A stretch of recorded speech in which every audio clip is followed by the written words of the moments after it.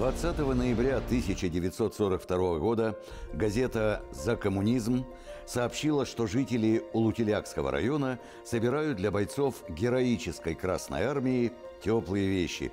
Так, к 7 ноября уже было собрано 25 полушубков, 110 пар валенок, 105 пар варежек, 70 пар теплых носков, 110 шапок, 10 пар теплого белья, 70 курток и других вещей.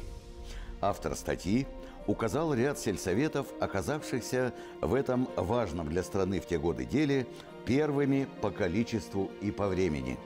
Также он не преминул отметить тех, кто еще даже не приступил к сборам. «Здесь, очевидно, еще не осознали важности этой задачи», – пишет он. «Хорошо и тепло одетый боец будет еще сильнее разить врага. Это должен помнить каждый патриот Родины». Так завершается заметка.